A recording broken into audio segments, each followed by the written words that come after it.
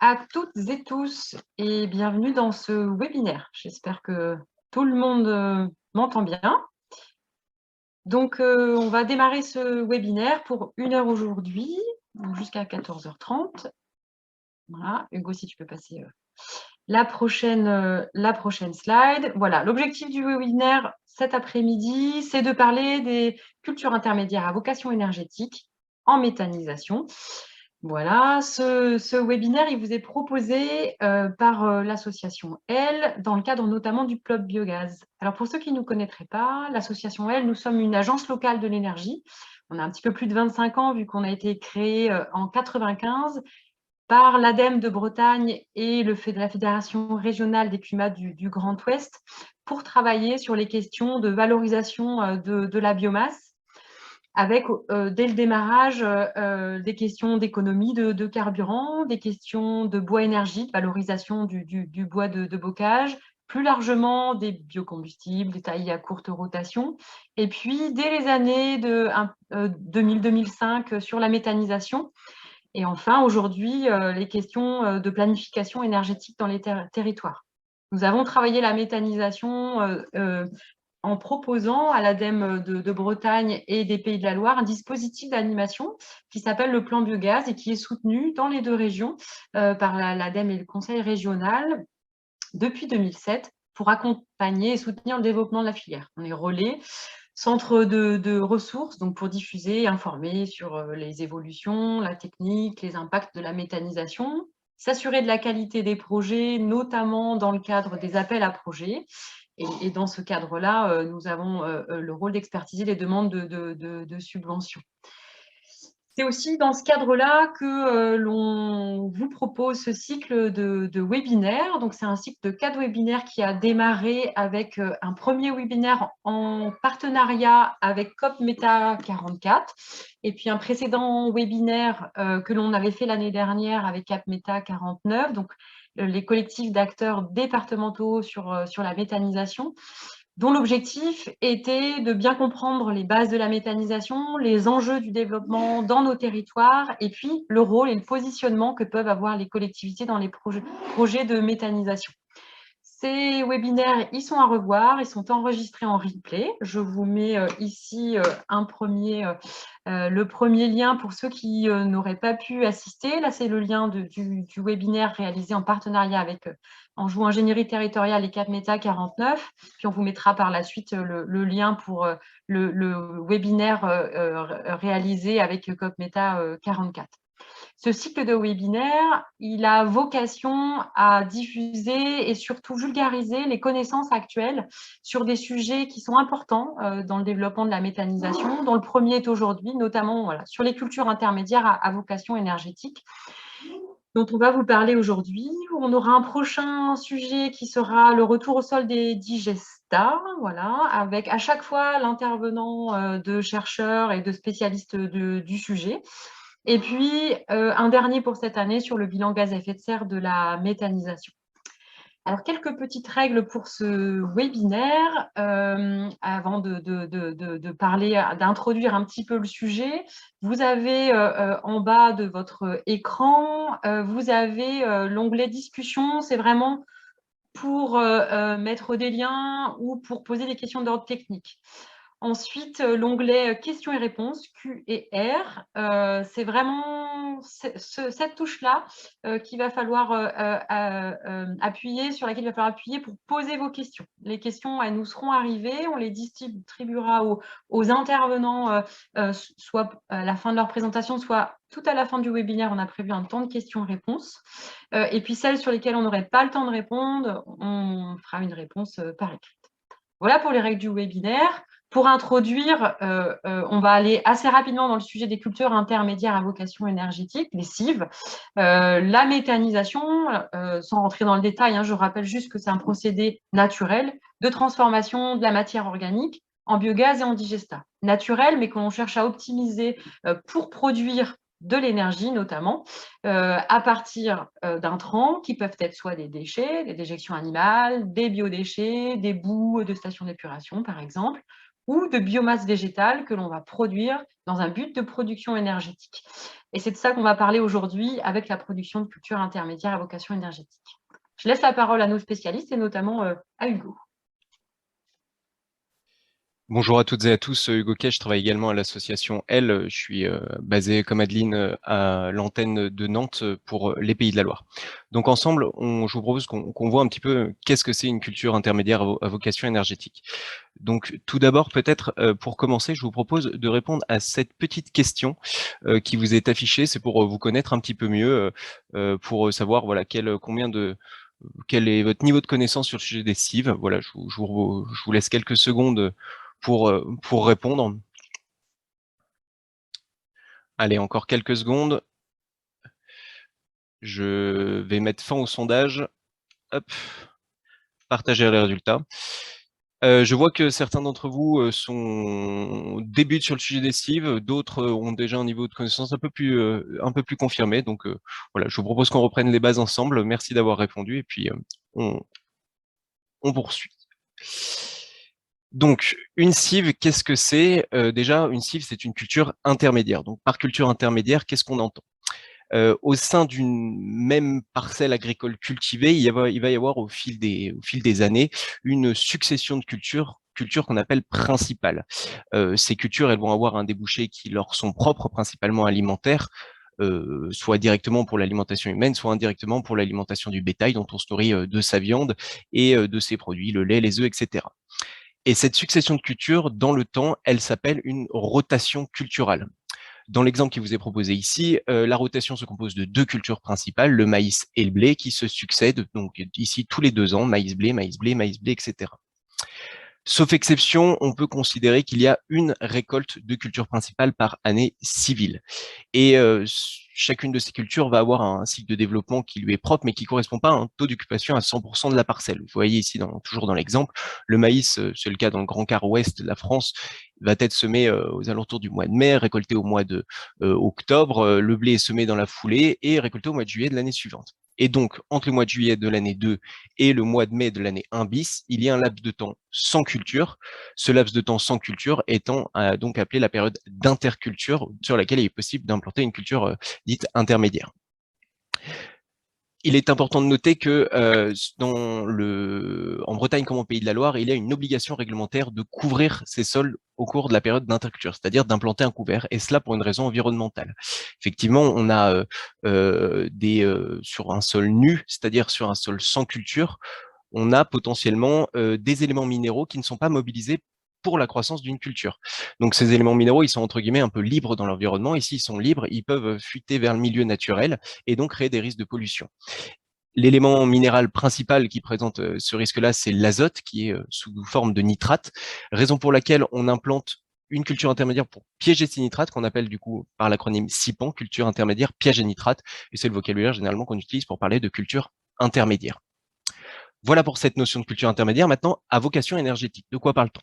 Vous voyez ici, on a notre rotation qui est la même, en tout cas pour les cultures principales, mais vous voyez qu'on a remplacé une CIPAN par une cive. Cive, culture intermédiaire à vocation énergétique. Vous voyez que les objectifs d'une cive sont les mêmes que ceux d'une CIPAN. Piéger l'azote résiduel, les bénéfices agronomiques, j'y reviens pas ici, Sylvain les développera juste après. Mais au lieu qu'elle soit laissée au champ et détruite, chimiquement ou mécaniquement, la cive, elle va avoir un rôle de production de biomasse. C'est-à-dire, on va vraiment lui octroyer cette fonction, production de biomasse à destination d'un méthaniseur pour voilà, produire, donc on va récolter, on va l'exporter vers un méthaniseur pour produire du gaz ou de l'électricité. La différence fondamentale, c'est que la cive, pour avoir des taux de biomasse supérieurs, allait fertiliser, contrairement à la CIPAN, fertiliser donc aux alentours du mois de février, fertiliser, donc c'est apporter des éléments minéraux à la plante.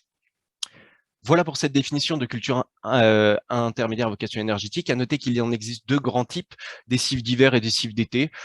Cives d'hiver dans une interculture qui est sur un cycle hivernal ou automnal et hivernal, comme l'exemple qui vous était proposé juste avant, c'était une cive d'hiver. Là, et il existe aussi des cives d'été pour un cycle estival. Vous avez quelques exemples d'espèces ici pour celles et ceux que ça peut intéresser. Un petit point réglementaire très rapide. Sachez qu'une cible est encadrée par le Code de l'environnement, mais n'a pas de limite réglementaire dans le plan d'approvisionnement des méthaniseurs. Ça veut dire que des méthaniseurs peuvent fonctionner avec 100% de cibles dans leur ration s'ils le souhaitent, 0% aussi s'ils le souhaitent. À contrario d'une culture principale, maintenant vous êtes à l'aise avec cette sémantique, qui elle est aussi encadrée par le Code de l'énergie et par le Code de l'environnement, mais qui elle est limitée à 15% du tonnage annuel entrant d'un méthaniseur. C'est-à-dire qu'un méthaniseur qui incorpore, je sais pas, 10 000 tonnes de matière par an a le droit de rentrer au maximum 15%, soit 1500 tonnes de culture principale. Pourquoi parle-t-on de cive? C'est vrai, des intrants méthanisation, il y en a un certain nombre. Toutefois, la cive a vraiment une importance singulière dans le mix énergétique de demain. Donc effectivement, ici, je vous expose la contribution des cives dans le mix énergétique de plusieurs scénarios de la transition énergétique qui ont pour objectif donc la neutralité carbone à 2050. Vous en avez 4 de l'Agence de la transition énergétique, l'ADEME, un de l'association Negawatt, également très connu. Et vous voyez que la cive, c'est 40% de du potentiel gazier de demain sous-entendu 2050, avec une production qui oscille selon les scénarios entre 45 et 55 TWh. Toutes et tous, vous n'êtes peut-être pas à l'aise avec les TWh. Sachez que pour ordre de grandeur, un réacteur nucléaire produit aujourd'hui 6,5 TWh par an en moyenne en France, et la SNCF a besoin pour faire avancer tous ses trains TGV, Intercité, TER, pendant un an, a besoin de 7 TWh environ. Donc, vous voyez que la quantité d'énergie qu'on va demander à produire à la cive est colossale demain. Idem, la cive, une importance au niveau régional. Les régions se sont équipées de SRB, de schémas régionaux biomasse, qui stipulent voilà, les objectifs de mobilisation de biomasse à l'horizon 2030. En Bretagne, comme en Pays de la Loire, la cive a une importance singulière. 20% du tonnage, 35% de l'énergie en Bretagne, 14% du tonnage, 23% de l'énergie en Pays de la Loire. Une importance aussi. Toutefois, et je conclurai là-dessus, aujourd'hui, on a une mobilisation de la cive, un gisement qui est encore sous-exploité. Vous voyez que selon ces les objectifs que je vous présentais précédemment, on est à aujourd'hui environ 4% de cet objectif de mobilisation. En tout cas, on était à la fin de l'année 2020. Vous voyez ici une photographie un petit peu de ce qui se passe, en sachant que le pourcentage que vous voyez exposé à chaque fois, c'est le pourcentage de cive dans la ration des méthaniseurs de chacun de ces régions. J'en ai terminé avec cette partie. Je passe la parole au futur. Je passe la parole. Sachez quoi qu'il arrive que la cive, il y a beaucoup de choses qui sont intéressantes à étudier. Il y a beaucoup de questions qui se posent encore. Toutefois, il est important de bien considérer l'agriculture comme et bien sûr une valeur nourricière, mais aussi l'agriculture dans la transition énergétique, c'est-à-dire des puits de carbone, un rôle dans la production de matériaux biosourcés et un rôle dans la production également d'énergie. Sylvain, normalement, tu as le contrôle. Oui, alors bonjour à tous. Donc Sylvain Marsac, d'Arvalis Institut Végétal. Alors pour ceux qui ne connaissent pas, donc Arvalis, c'est un institut de recherche et développement en agriculture pour les agriculteurs, par les agriculteurs. C'est de la recherche appliquée en collaboration avec l'INRAE et puis des gens qui sont plus axés sur le développement. Et donc, je travaille plus spécifiquement sur tout ce qui est les valorisations non alimentaires de la biomasse, et notamment méthanisation et cive. Et j'ai le plaisir de coordonner un programme ça y est, de recherche, on va y arriver, un programme de recherche qui s'appelle Récital, justement, dont l'objectif est de produire des références régionalisées sur les cives. Mais pourquoi les cives alors? Hugo vous en avez déjà dit, pas mal. Ce qu'on cherche à faire, en fait, on ne cherche pas à remplacer ce qui est déjà fait, notamment les cultures intermédiaires, pièges à nitrate, etc. Il faut bien avoir en tête que ces cives, c'est avant tout, alors Hugo vous a parlé de rotation, moi je préfère parler de séquence, on va parler dans une rotation, il peut y avoir un groupe de 3 cultures en 2 ans. On va faire 3 cultures en 2 ans, 2 cultures principales, dont vous a parlé Hugo, qui sont des cultures alimentaires, hein, donc on ne veut pas affamer les gens avec ces cultures. On va maintenir 2 cultures principales, une par an, et entre les deux, donc pendant l'interculture, on va essayer de maximiser tous les services de l'interculture. Une interculture, pour un agriculteur, et Johan pourra vous en parler tout à l'heure, ça sert à gérer des maladies, du désherbage, de la structure du sol, plein de services écosystémiques. Et donc, ce qu'on cherche à faire les cives, c'est optimiser tous ces services et tout ça sans concurrence alimentaire. Alors, les premiers services qu'on peut avoir pour un méthaniseur qui va investir de 1 à plusieurs millions d'euros dans une unité de méthanisation, la première des choses qu'on lui demande et qui construit, même avant d'avoir construit son unité, c'est son plan d'approvisionnement. Et des cives, c'est avant tout un moyen de sécuriser son approvisionnement de ses digesteurs, de son méthaniseur, de ne pas dépendre de la production de biodéchets ou d'industriels qui ont des coproduits à valoriser, etc. Donc c'est avant tout une sécurité d'approvisionnement, en effet. C'est bien sûr la production d'énergie renouvelable. L'énergie contenue, on en parlera après là, à la fin de la présentation de Grégory, on vous parlera de bilan énergétique, mais ces cultures, voilà, une culture en général, quand on la produit en sortie de champ, avant de l'avoir récoltée, on a à peu près 15 fois plus d'énergie dans la plante que ce qu'on en a consommé pour la produire. Et donc l'idée, c'est de produire de l'énergie renouvelable à partir de ces ressources fermentescibles. Et on ne cherche pas à remplacer les SIPAN dont vous a parlé Hugo, donc les cultures intermédiaires pièges à nitrate. En fait, ces cives, elles vont être implantées, elles vont être semées, pareil, pour pouvoir piéger tous les éléments minéraux, pour éviter donc tous les risques de lixiviation que l'on appelle, donc la fuite de ces éléments minéraux dans les eaux, et pour éviter aussi des risques d'érosion. Ça nous permet de couvrir le sol, donc ça participe à tout ce qu'on appelle la transition agroécologique. Donc là, on a des résultats d'expérimentation. Dans le temps qu'on a, je ne peux pas vous les présenter, mais on voit que on confirme qu'une couverture de sol avec des cives à l'automne permet de capter et de piéger ces éléments minéraux et donc de limiter les risques de lixiviation. C'est aussi ces cives une occasion de diversifier les cultures. En effet, en interculture ou dans une séquence de cultures données, on va pouvoir rentrer de nouvelles familles de cultures. Et tout ça, ça peut partir bien. Déjà, ça peut permettre de la biodiversité. Et alors, par contre, tu allais peut-être un petit peu vite. Je ne sais pas qui c'est. Voilà. Et dernier élément, c'est aussi toute la stratégie bas carbone. Donc pour nous, c'est de piéger les gaz à effet de serre. Plus on produit de biomasse, plus on va piéger, on va pouvoir stocker du carbone. Et pour les agriculteurs, alors aujourd'hui, vu les cours, c'est peut-être pas la priorité, mais l'année dernière, c'était totalement vrai. C'est cette vente ou cette valorisation de cultures intermédiaires, c'est aussi une occasion de revenus supplémentaires sur plusieurs années et donc de résilience des exploitations. La résilience, c'est la capacité à absorber des chocs. C'est des chocs climatiques, ce sont des chocs économiques. Donc voilà, c'est un petit peu tout ça qu'on veut faire. Et malheureusement, on va y aller maintenant parce que j'ai toujours pas le contrôle, Hugo. Donc si tu peux aller à l'autre diapo. En fait, on ne peut pas faire ça n'importe où. Et c'est ce qu'on cherche à faire dans le réseau Récital. La volonté, c'est de régionaliser. En fait, comme vous l'a présenté Hugo tout à l'heure, entre un blé tendre et un maïs, on peut avoir jusqu'à 8 mois de sol nu. Et c'est ici qu'on va chercher à valoriser. Par contre, si vous prenez, par exemple, dans d'autres régions, on a du colza, blé, orge. Le colza, on le récolte fin juillet. Blé, orge sont implantés à l'automne. On n'a pas le temps de produire. Donc, il faut avant tout regarder dans la région la place que l'on a pour les cives, et éventuellement diversifier, donc changer ses rotations, tout en gardant bien l'objectif de 3 cultures en 2 ans, 2 cultures alimentaires et une non alimentaire. Et sur l'ouest, par exemple, vous avez des rotations majoritaires à partir de maïs, blé, prairie. Donc entre le maïs et un blé, entre un blé et un maïs, on peut très bien poser une cive d'hiver.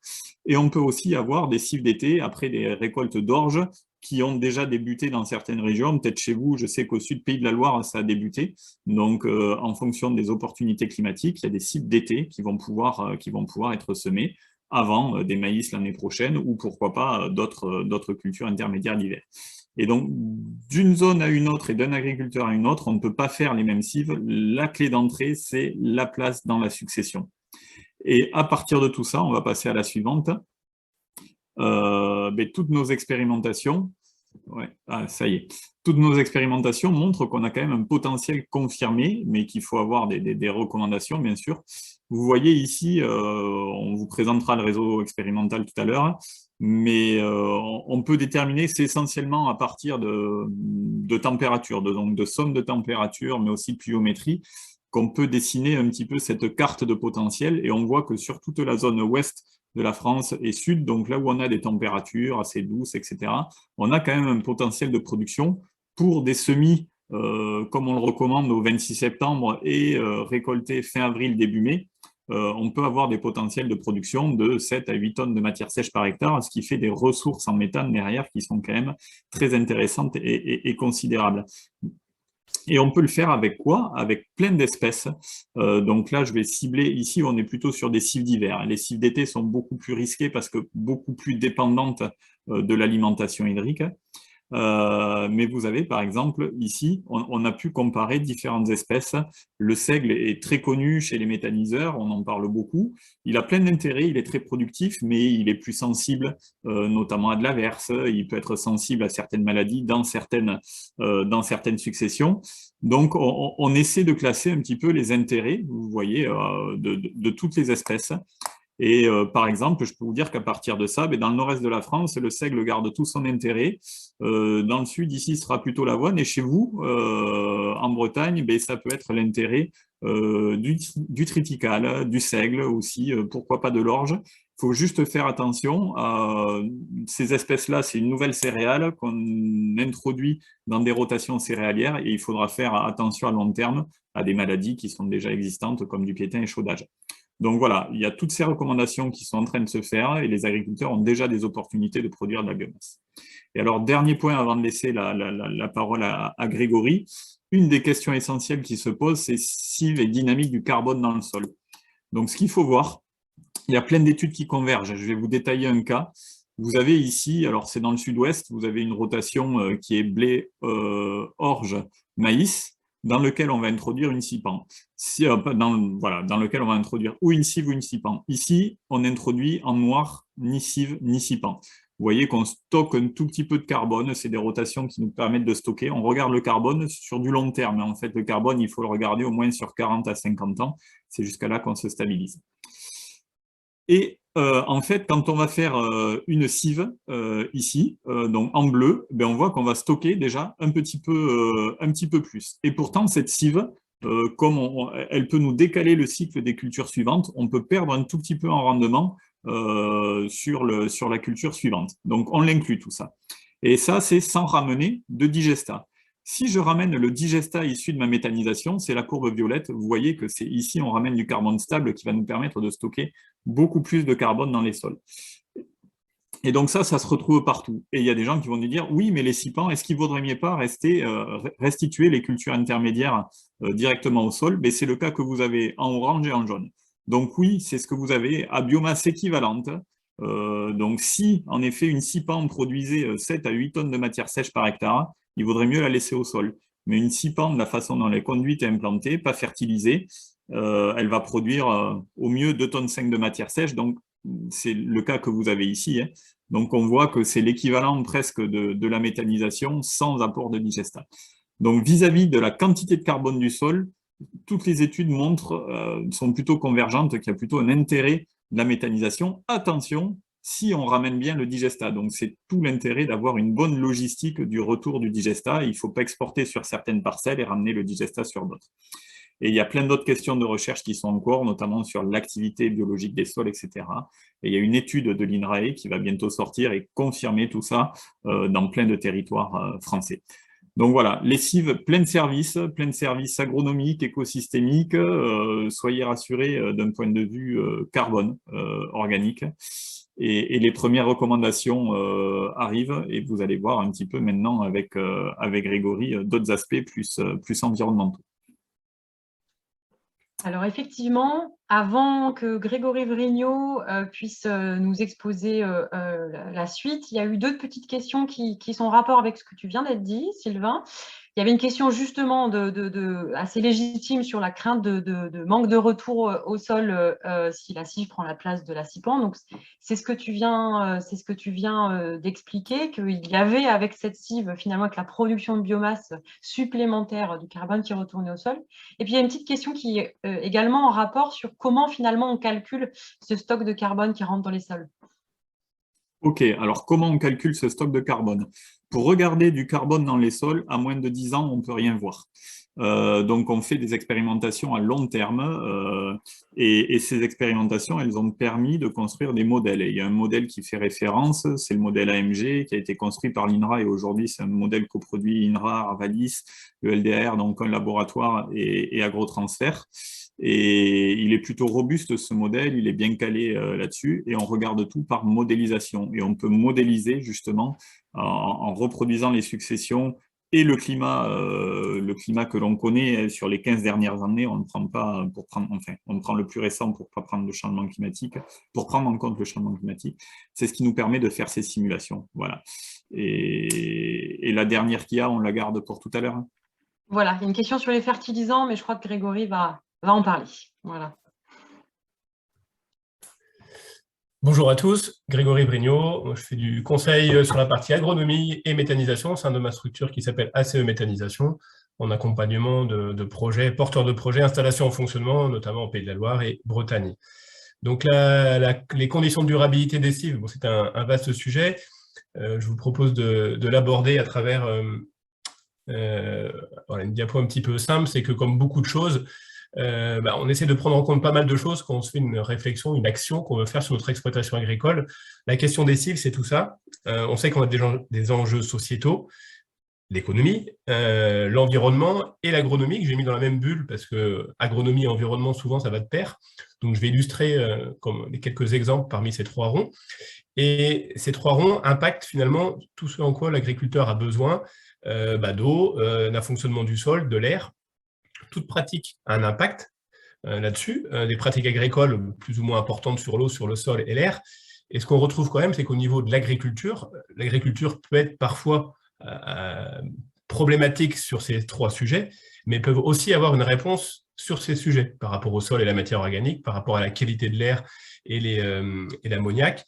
Donc, l'exemple de la cive qu'on va voir maintenant, c'est de trouver le bon équilibre. Quelles pratiques mettre en place finalement sur ces 4 sujets. Donc je ne vais pas tous les lister, le but c'est plutôt de faire de quelques exemples, mais d'un point de vue pour dégrossir un peu l'enjeu des cives, on voit qu'on a parlé de la succession des cultures. On n'a pas encore parlé, mais on va le voir, des exemples des légumineuses, hein, les fameuses plantes qui sont capables de capter de l'azote de l'air sans avoir à apporter de l'engrais dessus. Donc on ne peut pas faire une cive qu'avec de la légumineuse, mais on peut peut-être intégrer un peu de légumineuse dans la cive pour mettre moins de fertilisants. Le travail du sol, ça n'impacte pas le méthaniseur, mais on sait très bien que l'évolution du carbone dans le sol est impactée par le travail du sol.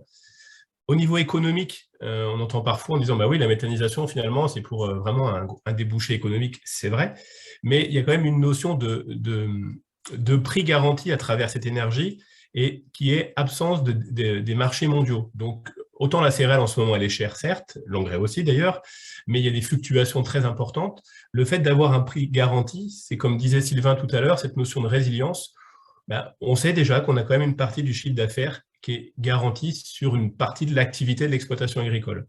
Et ça, on sait que c'est compliqué en agriculture, quel que soit le domaine, que ce soit du lait, de la céréale, de la viande, des légumes. Donc ça, c'est un point important sur l'économie.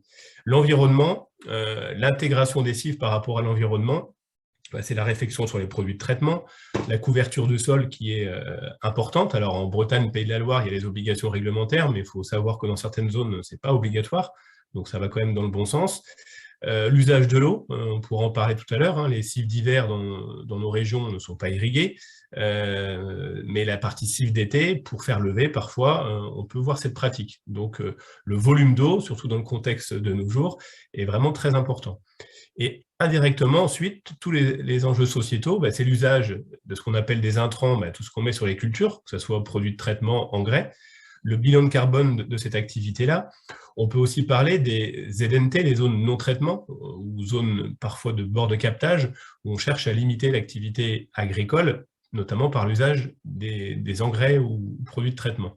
Donc, toute cette partie-là, la difficulté, c'est que ça fait beaucoup de choses pour trouver un bon compromis qui réponde à tous ces enjeux. Donc, plutôt que de revenir un par un, de voir, en fait, il faut voir ces éléments-là comme des briques, hein, comme une boîte à outils complémentaire pour l'agriculteur, en disant, tiens, Massive, c'est un outil de plus dans ma boîte à outils d'agriculteur. Donc, je vais vous l'illustrer à travers quelques pratiques qu'on peut retrouver en Bretagne, Pays de la Loire. Alors, la première, peut-être un petit peu plus sur les Pays de la Loire, sur le sud Vendée, un peu de Sarthe, la partie nord-ouest Maine-et-Loire ou sud-est Maine-et-Loire également, limite du Poitou-Charentes. On a des zones à faible densité d'élevage, plutôt des faibles potentiels de culture. Et comme on a ces rotations un petit peu courtes, hein, la fameuse rotation colza-blé-orge, on l'a aussi un petit peu quand même en Pays de la Loire, moins en Bretagne, mais qui dit rotation courte, là c'est que des cultures d'hiver que je vous présente. Et avec des cultures d'hiver, on a notamment, comme la photo le montre, des infestations de mauvaises herbes. On peut aussi avoir des insectes, des problématiques de travail du sol, donc ça c'est les problématiques agronomiques. Environnementales, on est plutôt sur des cultures, donc c'est vrai que par rapport à des zones de prairies, il y a plus de traitement, et l'économie fluctuant par rapport au côté marché mondial. Un élément de réponse qui a pu être construit avec différents agriculteurs, c'est que si on reprend la même rotation que vous voyez à droite, la même succession de cultures, au lieu de faire sur 3 ans, on fait sur 6 et on remplace le colza par une succession d'une cive avec une culture de printemps. Et dans cette cive, si on reste sur la partie droite, on a parlé tout à l'heure, Sylvain a parlé des seigles, des triticales, mais on cherche aussi des associations des fameuses légumineuses. Là, vous voyez donc un pied de légumineuse avec la grande racine qui descend tout en bas. Et si on zoomait un petit peu, on verrait des petites boules autour de la racine. C'est ce qu'on appelle les nodosités. Et cette plante a la capacité de capter de l'azote. On l'associe avec le seigle et ça permet de faire une cive qui va être quand même un petit peu fertilisée, mais on va gagner un peu d'azote. On va enrichir la cive qu'on mettra dans le méthaniseur derrière, donc un effet sur le digestat favorable. Et surtout, c'est que quand on vient couper avec la machine la plante, il reste toute la partie racine et chaume au sol avec les fameuses nodosités qui vont venir nourrir plus facilement la culture suivante. Donc on voit que dans cet exemple, finalement, plutôt en système céréalier, on vient améliorer le bilan azote, on allonge la rotation, et au niveau des traitements, c'est le petit graphique, on avait fait des simulations sur une rotation type, ça c'est le nombre de traitements moyens qui est fait sur une rotation conventionnelle. Si on vient avec un peu de cive, les cives, elles sont quasiment pas traitées. On remet une culture de printemps qui elle-même a un nombre de traitements plutôt plus faible, et surtout c'est que indirectement, le fait d'allonger la rotation, le blé qui va suivre la culture cive puis culture de printemps est plutôt plus propre, donc moins d'intervention. Donc c'est des effets indirects, mais tout ça en trouvant le bon équilibre à l'échelle de la rotation. C'est le premier exemple. Le deuxième, en zone céréalière ou alors un éleveur céréalier, peut également, donc ça dans des zones peut-être plutôt typées Bretagne ou des zones où on peut faire de la luzerne, on va aussi avoir des problématiques agronomiques, hein, mais on va être dans une logique d'être moins dépendant des engrais minéraux, produire de la matière qu'on appelle azotée, plutôt que d'aller chercher du soja, autant d'avoir des légumineuses locales. Donc les rotations sont un petit peu plus atypiques, mais je répète, on en retrouve toutes les zones où on a des sols dits calcaires, Maine-et-Loire notamment, Sarthe, Vendée. On peut faire pousser par exemple de la luzerne, et au lieu de laisser la luzerne sur plusieurs années, sans rien faire dedans, on sursème, comme vous voyez dans la photo ici. On fait des sursemis qui nous permettent d'avoir au printemps une double culture, qui est un mélange de luzerne et de seigle, où la première coupe va plutôt aller au méthaniseur, et la deuxième, qui va repousser, pourra faire du foin, de l'enrubanage, en tout cas une nourriture à destination de l'élevage, soit pour la ferme d'élevage et de céréales, soit un échange céréalier-éleveur. On voit de plus en plus d'intérêt de ce mix-là. Et la luzerne, on sait très bien, hein, vous faites plusieurs années, c'est un effet très favorable pour la culture qui va suivre derrière, matière organique, azote. Donc c'est bien un tout qu'il faut analyser pour avoir l'approche globale. Donc là, on est vraiment à l'échelle de la rotation. Là, je vous propose des exemples qu'on regarde pas forcément directement. J'ai appelé ça effet moins visible, mais quand on voit la photo en bas à droite, hein, c'est des photos que j'ai fait au printemps. La parcelle, j'ai fait la photo juste en me retournant. D'un côté, vous avez du tournesol qui a été labouré avec sans doute un couvert, mais détruit assez tôt. Et à gauche de la photo, on a un couvert qui a été travaillé, enfin un couvert de cive dans lequel le maïs a été semé, et on voit que le sol il se tient mieux grâce aux racines en fait. Donc c'est la notion d'érosion, de lessivage, et on sait que ça coûte cher aux collectivités quand on retrouve plein de terre sur la route par exemple, et ça coûte cher à l'agriculteur aussi parce qu'il perd sa meilleure terre lors des épisodes. Deuxième exemple, dire aussi que l'agriculture c'est pas une science exacte. Cette année aussi, on voit bien, on souffre de la sécheresse et on le voit dans les questions. La question de la culture suivante, on ne gagne pas tous les ans. Mais si on est plus diversifié, on a moins de chances de se planter quand on fait qu'une culture ou qu'une production. Là, c'est les tournesols de cette année. Et oui, ils sont à droite, hein, oui, ils ne sont pas beaux. Mais l'année dernière, on avait un effet de la légumineuse dans le seigle qui avait un effet bénéfique sur le maïs que vous voyez en photo, qui a été récolté pour les vaches derrière. Donc, attention de bien prendre en compte cette notion de rotation et d'effet année où la météo, malheureusement, est très variable d'une année sur l'autre. Et dernier exemple, ça c'est des parcelles proximité d'habitation. Comme on disait tout à l'heure, les cives, ça fonctionne très bien sans produit de traitement. Donc la photo de gauche, tout simplement un agriculteur qui a entouré les zones, le lotissement par une semence de seigle pour faire son traitement, pour faire sa zone de non-traitement, en poussant du seigle sans traitement, et on allait s'y mettre. Et en bas à droite, là, c'est un champ un peu plus grand, mais qui est complètement imbriqué dans les maisons. Et l'agriculteur, plutôt que de le mettre en jachère ou en prairie, lui, il n'est pas éleveur, en permanence, il s'est dit, au moins, j'utilise mes surfaces et je récolte. Alors, ce n'est pas avec ça qu'on alimentera qu'un méthaniseur, hein. Je répète la notion d'outil, mais ça peut être un exemple quand même dans cette notion de durabilité et de gagnant-gagnant avec les citoyens et les agriculteurs. Et donc oui, dernière partie, où tout à l'heure on vous l'a dit, c'est bien beau de produire, il faut fertiliser. Alors comme ça, je vais répondre. La fertilisation essentiellement à partir de digestat, mais elle peut être faite aussi à partir d'engrais minéraux, parce que en termes de valorisation, pour limiter la volatilisation de l'azote, etc., c'est des fois plus facile à mener sur les cultures principales que sur la cive. Et dans tous les cas, la fertilisation des cives est bien réduite par rapport à des cultures principales. Et donc, quand on fait tout ça, il faut quand même récolter, travailler le sol. Est-ce qu'on n'a pas plus consommé d'énergie qu'on en a produit? Vous avez donc dans votre rotation, c'est un calcul d'efficience énergétique que l'on peut faire, ou de bilan, comme vous voulez, vous faites le rapport, la différence, c'est comme vous voulez. Vous avez une rotation, maïs, ensilage, blé ici, donc vous avez ce que ça a consommé en termes d'énergie, donc c'est-à-dire tous les intrants, le carburant, mais l'énergie pour faire les machines qui amortit, etc. Donc c'est l'énergie pour faire les engrais, le carburant et tout.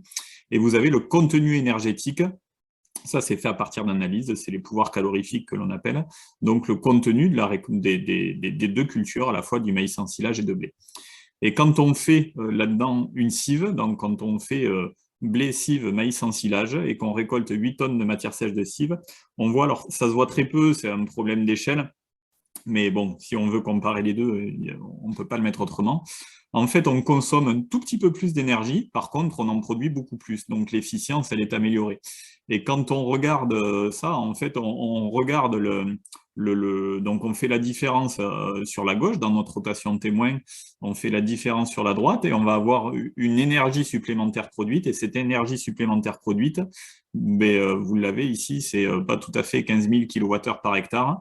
Et quand on convertit ces kilowattheures en chauffage de maison ou en kilomètres de voiture, c'est l'équivalent, on va dire, d'un peu plus d'une maison chauffée. Et suivant les régions, ça va de 0,8 à 1,5 maison et ça va de 20 à 35 000 km. Ici, dans ce cas, c'est pas tout à fait 30 000 km. Donc voilà, rendu quand on récolte et qu'on emmène ces cultures-là sur un méthaniseur, donc on a pris en compte la récolte et le transport, mais rendu site de méthanisation, on produit quand même beaucoup plus d'énergie que l'on en a consommé. Le bilan énergétique reste meilleur. C'est pareil pour le bilan de gaz à effet de serre quand on le ramène à l'énergie produite.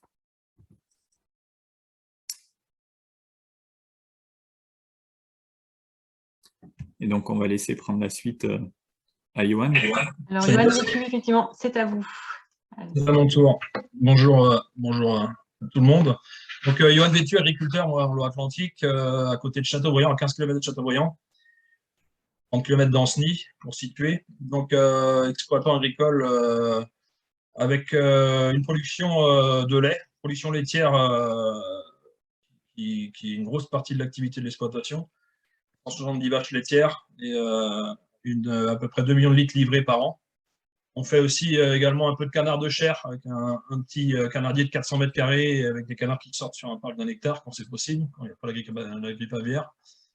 Et également, on a de la surface, donc on fait des cultures de vente comme du blé. On met à la vente le tournesol, cette année qui est très prisé, et également 40 hectares de légumes. Et, légumes petits pois et flageolets d'Aussie, donc qui sont irrigués. En plus de ça, donc, je produis de l'ensilage de maïs pour mon bétail, hein, pour tout le troupeau laitier. Et la suite, donc 80 hectares, à peu près 80 hectares d'herbe également. Et aussi de l'orge. On était en train de battre ce matin. On va reprendre ce soir. On a fait attention par rapport à la canicule pour ne pas mettre les feux dans les machines. Donc on reprend ce soir. Et donc l'orge est fait pour alimenter les bovins, donc pour limiter les achats extérieurs. Et donc depuis 2019, mon exploitation donc, a investi dans une méthanisation à la ferme, donc une méthanisation agricole à la ferme. Donc ne pas confondre la méthanisation agricole et la méthanisation industrielle, j'y tiens, il faut le préciser.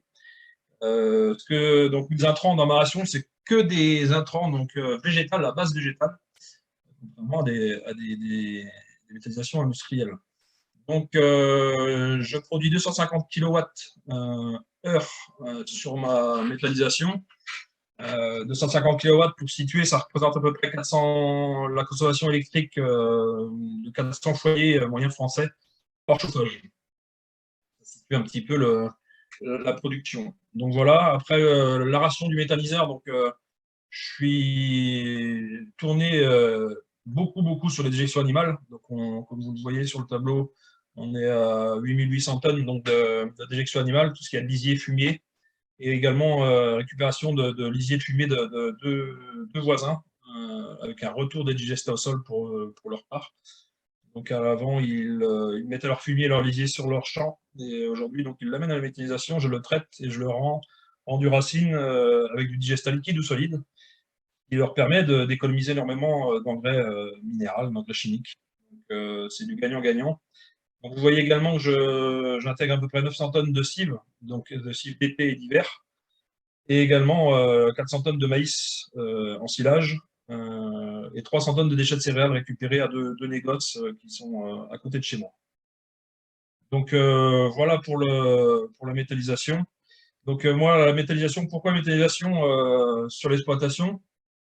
Avant tout, voilà, on est des éleveurs. On subit des crises à répétition depuis beaucoup d'années. Je suis installé depuis 2008. On a connu une crise en 2009, en 2012, en 2015. Donc, je ne supportais plus les crises et la méthanisation permet d'avoir une résilience sur l'exploitation, comme tu disais, Sylvain. Donc, pour garder une résilience sur l'exploitation, il me fallait une production qui était assurée avec un revenu à la clé. Donc, j'ai trouvé la méthanisation très intéressante là-dessus, car on a un contrat avec EDF de 20 ans. Donc, si le travail est bien fait, la rémunération est forcément au rendez-vous. Donc, voilà pourquoi la méthanisation est arrivée sur l'exploitation. Donc, moi, l'exploitation a bien un rôle nourricier avant tout. La méthanisation, elle est arrivée donc, depuis 3 ans. Mon assolement a changé un petit peu, mais juste pour intégrer des cibles, comme l'expliquait Sylvain et Grégory. J'implante des cibles d'hiver entre 2 cultures principales.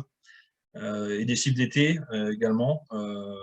Après des petits pois, là, j'ai semé des cibles d'été, donc du tournesol et du sorgho la semaine dernière, après des petits pois aussi, pour la consommation humaine. Donc ça n'a pas du tout impacté ma rotation et ma méthode de travail sur l'exploitation. Bien en complément des commandes des cultures principales. Hein. En aucun cas ça vient les remplacer. Car j'ai un troupeau. Mon métier, c'est comme éleveur laitier, donc j'ai un troupeau à nourrir. Donc voilà pourquoi j'insiste là-dessus. La méthanisation, Elle est également des fois décriée. Donc, ce que je peux vous dire, c'est que pourquoi la méthanisation est arrivée, pourquoi elle arrive et pourquoi on en voit un petit peu l'essor en ce moment. Parce que ça permet de pérenniser les exploitations d'une part. Et puis, si vous voulez, il y a des gros investissements à réaliser.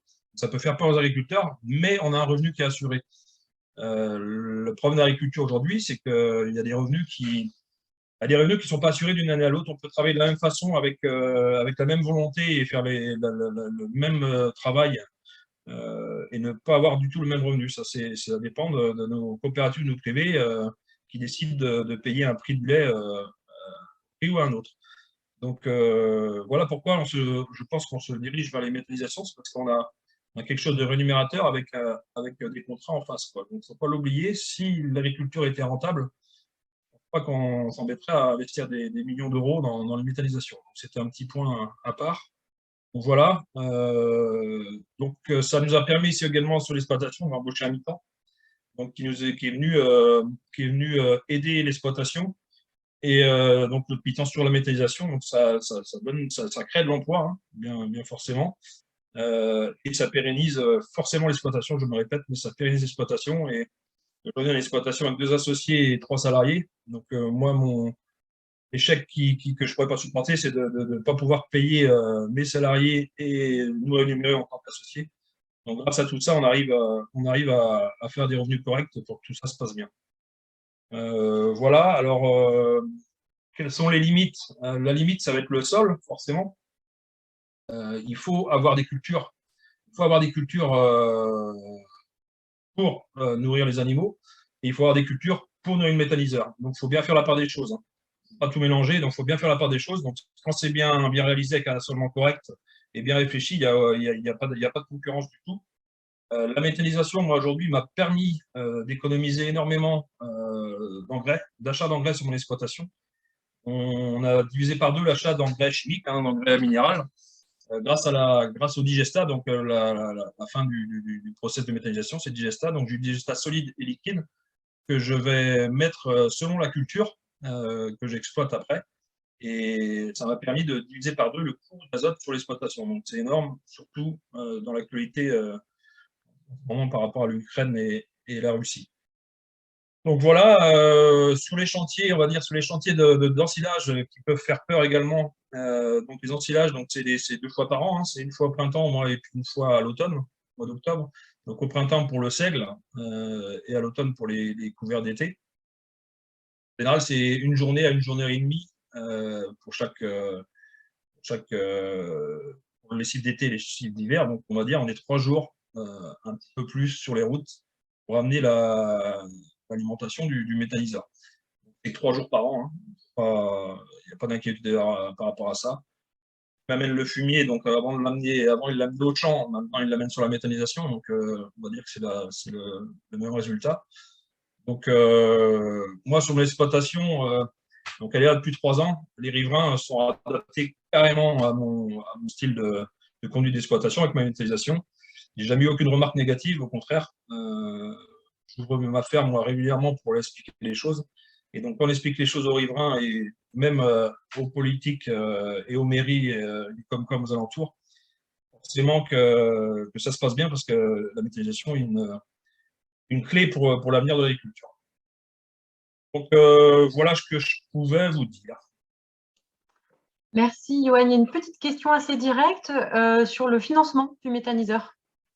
Alors, le financement du méthaniseur, moi, le financement, donc je n'ai rien à cacher, c'était un investissement de 2 millions d'euros, donc financé à 170 000 euros par l'ADEME, j'ai une subvention par l'ADEME, et 80 000 euros d'apport personnel. Donc le reste a été emprunté avec un pool bancaire. Donc sur 15 ans pour tout ce qu'il y a de béton, de silo, et sur 7 ans sur le matériel à renouveler dans les 7 ans. Et alors, une petite question qui n'est pas si petite que ça et sur laquelle moi, je vous inviterai à venir participer à un webinaire sur les digestats, mais tu as sans doute déjà des éléments de réponse. Johan, pourquoi est-ce que, malgré le fait que tu produis plus finalement avec les cives, pourquoi tu as quand même pu réussir à diminuer l'achat d'engrais? Parce qu'on va capter, donc grâce au digestat, on va capter l'azote, hein, le NPK, dans les effluents d'élevage. Et donc la transformation de la méthanisation fait que, surtout sur l'azote, hein, fait que sur le digestat liquide, on va récupérer, c'est un peu plus technique, mais on va récupérer de l'azote ammoniacal, donc de l'azote comme l'azote minéral. Hein. Alors j'exagère, moi, des fois un peu quand j'ai des visites de méthanisation. Le digestat, ça nous permet d'éviter de mettre du pétrole sur nos terres, parce que l'azote minéral, c'est une base pétrole, hein, et de gaz. Donc non, c'est le fait de cumuler les cives, ça fait de la matière. Les effluents d'élevage, c'est qu'on a, on a une production d'azote qui est plus importante qu'avant, donc plus de culture, mais plus d'azote disponible grâce au digestat. Ça ne vient pas en concurrence. Donc, améliorer la disponibilité de l'azote. Voilà. Tout à fait, ouais, disponibilité, ouais. Très bien. Et alors, il y a une autre question un petit peu plus large sur laquelle on va peut-être poser à Sylvain ou Grégory, qui là peut-être est un peu une double question, plus sur le maïs aussi et sur les rotations à base de maïs. Notamment, voilà, quel est l'intérêt de produire plus de maïs pour faire des cives pour alimenter un méthaniseur? On a entendu là que Johan nous a dit que lui, ça n'avait pas changé, il n'y a pas eu de changement dans sa rotation. Là, c'est une question, est-ce qu'il n'y a pas un risque de vouloir changer des systèmes pour mettre plus de... Voilà. Je vais peut-être pouvoir répondre un tout petit peu, moi. Alors, vas-y, Johan. Voilà, je vais répondre rapidement. Donc, le maïs, moi, ça correspond à 6% de la ration du méthaniseur. Donc, c'est vraiment quelque chose de très, très, très, très bas. Et on a le droit d'en mettre 15%. Il faut le savoir, c'est une réglementation, on ne peut pas mettre plus de 15% de maïs. Et je me dirais, heureusement, c'est ce qui va donner des limites pour continuer l'élevage en France. Hein. Il ne faut pas faire l'erreur des fois de nos pays limitrophes. Donc, non, il n'y a pas de risque. Et moi, le méthaniseur, donc pourquoi j'en mets? C'est parce que ça vient faire une ration complète avec un pouvoir tampon du maïs qui est très intéressant. Mais moi, forcément, avant tout, le maïs, c'est pour les vaches laitières. On peut faire tourner un méthaniseur sans maïs. Hein. Ça améliore quand on peut en mettre, mais c'est surtout pas une priorité. Et puis, pour compléter, merci Ivan, il y a des maïs en culture principale. Donc ça, c'est les maïs classiques et c'est eux qui sont limités à 15%. Après, on peut faire du maïs en cive d'été. Et puis juste, alors moi, c'est pas de défense de culture ou autre. Hein. Le maïs, en fait, c'est 1 à 2 désherbages, il n'y a pas d'autres produits phyto. C'est-à-dire qu'on a à peu près 3 fois moins de fréquence de traitement sur un maïs que sur un blé ou sur une céréale. C'est l'image qu'on a du maïs qui est très traité. En fait, non, pas du tout. C'est pas plus de 2 passages de phyto. Et en termes de consommation en eau, il consomme 50 à 60 mm de plus qu'un blé. Un blé consomme quasiment autant qu'un maïs. Seulement, le maïs, il en a besoin en été quand il pleut pas et l'hiver. Voilà. C'est la différence. Le maïs, attention, on en dit beaucoup de choses. C'est une plante sur laquelle on n'amène pas tant que ça. Et dernière chose, après, c'est une culture, par contre, qui coûte très cher à implanter en cive d'été, vu les risques qu'il y a. Une cive d'été, on va l'implanter maintenant. Johan a dit qu'il avait commencé à récolter son orge. Donc, imaginez, on va mettre 200 € de semences, là, maintenant, dans les champs, sans savoir s'il va pleuvoir ou pas. Un agriculteur, il compte avant tout. Hein. Et donc, 200 € sans savoir ce qu'on va produire derrière, c'est juste les semences sans compter le travail du sol. Voilà, donc des maïs en cive d'été, oui, il peut y en avoir. Dans des conditions, on va pouvoir assurer la levée, mais ce n'est pas la majorité des choses. Les agriculteurs recherchent majoritairement des ratios coût-opportunité.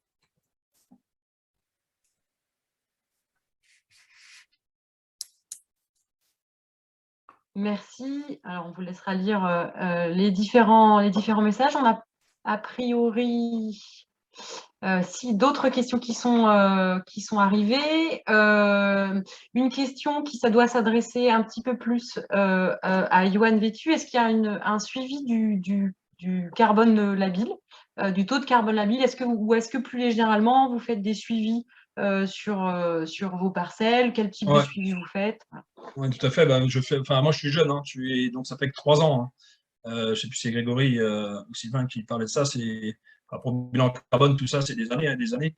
Donc forcément, moi, je fais des analyses très, très régulières sur mes parcelles. Hein. Et aujourd'hui, donc, il n'y a que 3 ans de recul, donc je ne peux pas l'affirmer. Aujourd'hui, moi, j'en vois qu'un aspect bénéfique à de la méthanisation.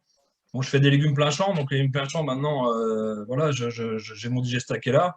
J'en mets avant la plantation des petits pois. Ça fait 2 années de petits pois qu'on fait 2 années records. Alors, Apparemment, je fais des allers-retours depuis 2 années, et mes voisins, c'est pas le cas. Mes voisins n'ont pas de méta. Donc voilà, c'est quelque chose qui. Non, ça fonctionne. Après, il faut voir dans le temps, donc il faut faire attention. Il faut faire très attention. Moi, il est hors de question de sortir mon digesta et de le vendre à des voisins, choses comme ça. Moi, je garde le digesta au maximum par rapport à la loi, à la réglementation. Je le garde au maximum sur l'exploitation pour pouvoir faire des rotations et amener du digesta à chaque culture et aux besoins de la culture. Par rapport à cette question, moi, je travaille sur une exploitation, sur un méthaniseur, certes assez conséquent, mais collectif. Ça fait 10 ans qu'on épand des digestats chez les agriculteurs éleveurs. L'observation, on l'a fait plutôt sur le fonctionnement du sol, enfin, l'aspect démarrage des cultures, champignons, vers de terre, etc. Et après ces dizaines d'années, pour le moment, il n'y a aucun effet néfaste en disant les sols se referment, d'acidité ou autre. Non, ça fonctionne bien. Toujours pareil, l'enjeu de l'équilibre est important. La question de la matière organique labile aussi.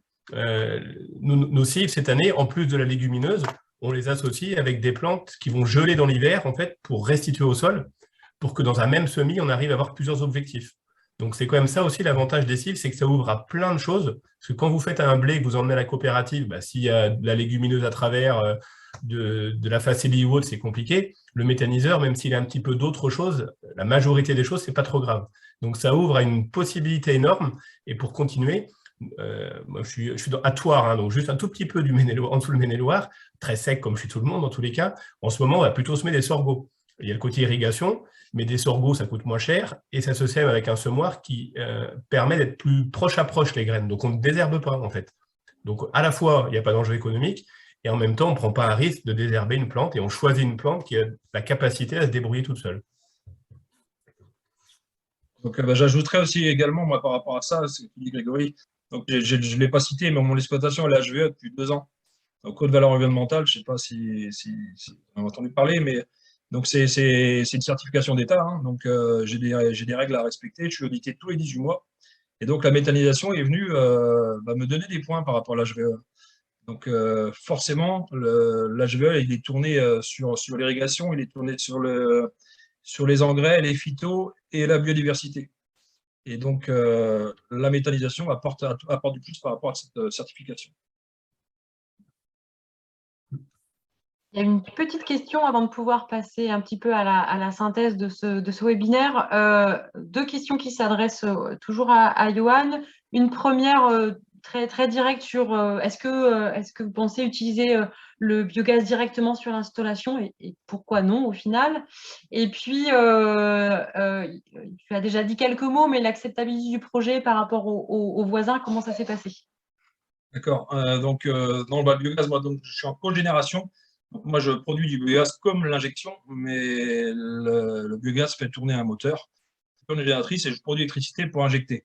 Et donc, je n'ai pas d'épurateur assez performant, on va dire, pour pouvoir faire travailler le gaz sur mes outils, sur mes tracteurs. Et j'en ai pas fait l'investissement.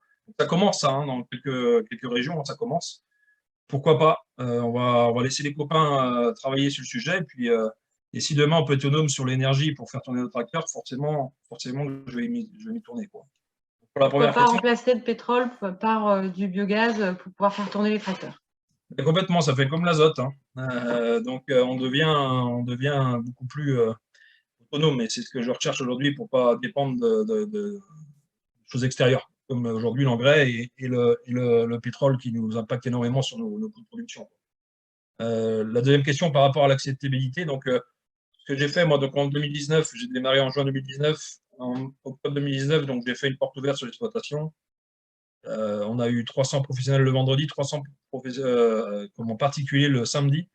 Donc mon exploitation est ouverte, j'ai expliqué aux gens comment ça se passait. Après, quand on parle aux gens, quand on dit ce qu'on fait, c'est le monde agricole qui est un petit peu...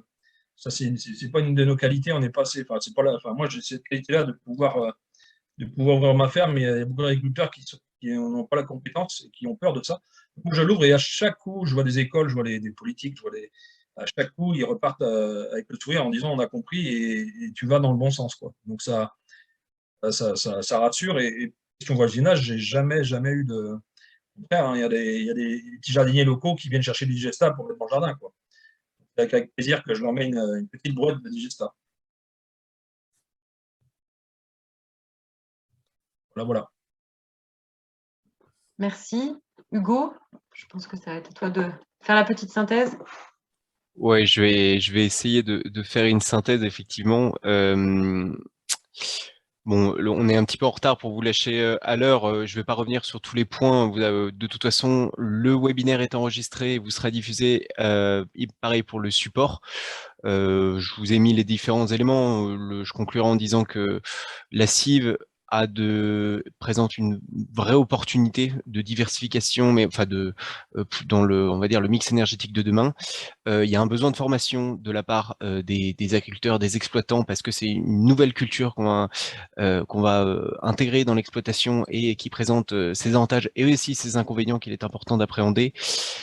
Mais moyennant, il y a des conditions de durabilité. Grégory en a cité quelques-unes, je vous les ai mis ici, qu'il est important de respecter pour pouvoir intégrer la CIV dans notre système énergétique de demain et également pour pouvoir valoriser toutes les fonctions de la culture intermédiaire tout en ayant quand même une valorisation énergétique derrière. Voilà, je conclurai par ça. À noter également que ce webinaire, donc voilà, on a beaucoup parlé de Récital au cours de cette présentation. Donc Récital est animé donc par Sylvain, ici présent. Donc c'est un programme de recherche et développement sur les cultures intermédiaires et qui vise justement à fournir voilà des éléments de réponse sur beaucoup de questions qu'on se pose encore sur le sujet des cives à destination des agriculteurs et des conseillers techniques. Donc il y a tout un réseau. Le programme est en cours et les résultats seront publiés d'ici juin 2023. Voilà, donc on vous a mis ici quelques ressources donc pour vous, pour grand public. Alors c'est pas que les cives, c'est voilà, qu'est-ce que la méthanisation, donc vous pouvez les consulter. Pareil, si vous voulez approfondir le débat, donc alors là, c'est des documents plus lourds hein, font 100 pages, mais qui ont le mérite d'être assez intéressants et de bien poser le débat et un débat scientifique. France Nature Environnement a fait un travail, le WWF aussi, et il y a eu un rapport d'information du Sénat que je vous invite également à lire, notamment la deuxième partie qui pose un petit peu les pour et le contre, si vous voulez vous positionner un peu plus et rentrer plus dans les sujets spécifiques de la méthanisation. Pareil pour le sujet des cives, si vous voulez approfondir le sujet, donc là on sera plus dans la technique. Si vous voulez parler des cives autour de vous, je vous encourage à regarder la vidéo ici qui est vraiment très vulgarisée pour communiquer en 5 minutes c'est quoi une cive. Et enfin, ressources pour les porteurs de projets. Donc si vous avez des agriculteurs ou qui cherchent voilà, des infos pour monter une unité de méthanisation chez vous, ou si vous, collectivité territoriale, vous voulez vous engager vers un projet comme ça, vous avez ces ressources qui sont présentées ici. J'en ai terminé. Adeline, tu veux conclure un mot? Eh bien, il est 14h33, donc c'est pas si mal. Il reste peut-être une ou deux petites questions, on va revérifier, sur lesquelles on répondra précisément auprès de ceux qui ont posé les questions. Là, on va vérifier toutes les questions. Le prochain webinaire sera sur les digestats avec Sabine Houot, qui est directrice de recherche à l'INRA et de Grignon. Un témoignage aussi, on aura toujours un témoin dans nos cycles de webinaires. On peut remercier nos 3 intervenants, Johan Vétu, bien sûr, pour son témoignage. C'est toujours finalement intéressant d'avoir un témoignage concret, de savoir de quoi l'on parle. Sylvain Marsac, d'Arvalis, Grégory Vrignot, d'ACE Méthanisation. Le webinaire est effectivement enregistré et on va regarder un petit peu les questions sur lesquelles on n'aurait peut-être pas répondu pour pouvoir vous répondre. Vous allez recevoir juste après un petit questionnaire de satisfaction ou si vous avez des suggestions d'amélioration. Ça va vous prendre 2 minutes. Si vous pouvez y répondre, ça nous aidera pour la suite. Voilà, on peut vous remercier et puis vous souhaiter une bonne après-midi.